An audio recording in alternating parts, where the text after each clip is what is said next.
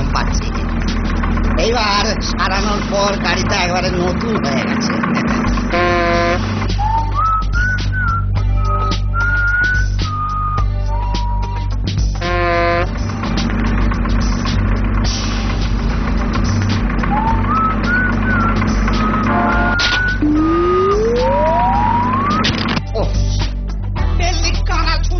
তোর কাদা জলের ধাক্কা আমার গাড়িটার হাল আবার বেহাল হয়ে গেল।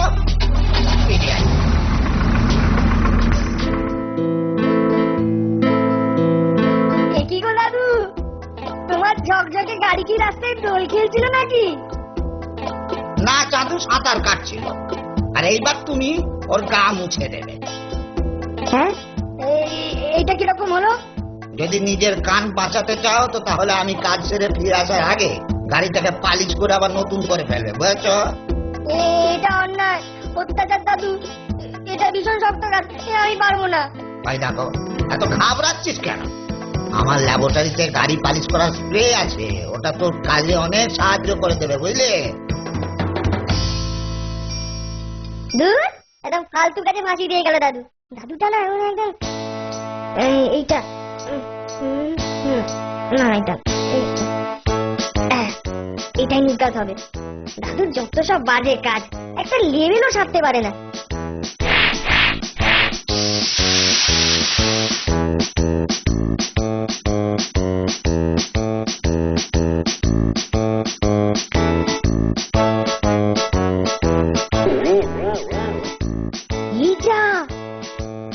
গাড়ি পালিশ করা স্প্রে নয়, এই যে টাকে চুল গজাবার স্প্রে।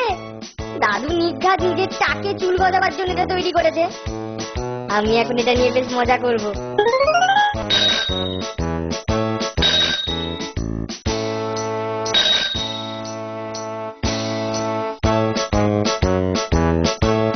কি রে, কেন কি করছিস? দেখতেই তো পাচ্ছিস আমি সাইকেল চালাচ্ছি। খবরদার আমার গাড়িতে হাত দিবি না কিন্তু। বটে? আচ্ছা, চুলওয়ালা ট্রাইসাইকেল কেমন দেখতে লাগবে বলতো? হাদু, তুই মজা করছিস? না না, করিনি, তবে এইবার করব। এই দেখ। এই ফাঁকা আমার গাড়িতে রকি দিচ্ছিস। ওরে বাবা রে, ভয়ানক সুচি লাগছে। এইবার কেমন?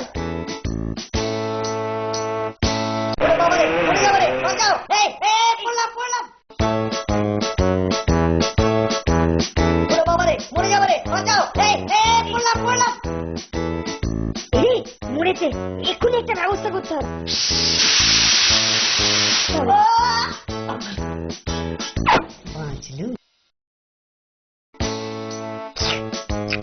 আমার জমানো পয়সা দিয়ে কেনা দই, টাকাই সবটা খাবো। বেশ আয়েস করে টেনে টেনে চেটে চেটে খাবো। কিরে, ওই সবাইকে দিয়ে খেতে হয় জানিস না? এই না খাদু, নজর দিবি না, আমার জমানো পয়সা দিয়ে কেনা দই।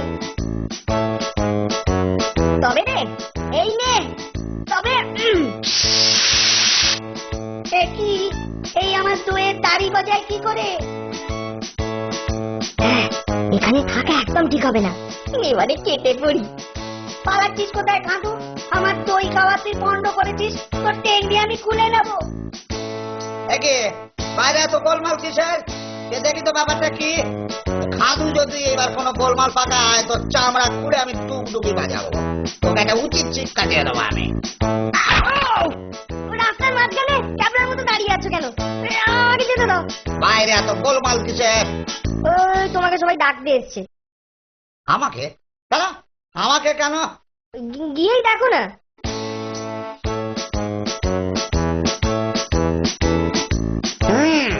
সব বুঝেছি, এইবার খাদুর আসল ব্যবস্থাটা করতে হবে। একে দরজার এই অবস্থা করলো কে? খাদু, খাদু, দরজা খোল। আমি দরজার হ্যান্ডেল খুঁজে পাচ্ছি না। ওরে খাদু, দরজা খোল। দাদুকে হাদু বানিয়ে আমি এখন নিজেকে খাবার ঘরে বন্ধ রেখে নিজেকেই শাস্তি দিচ্ছি।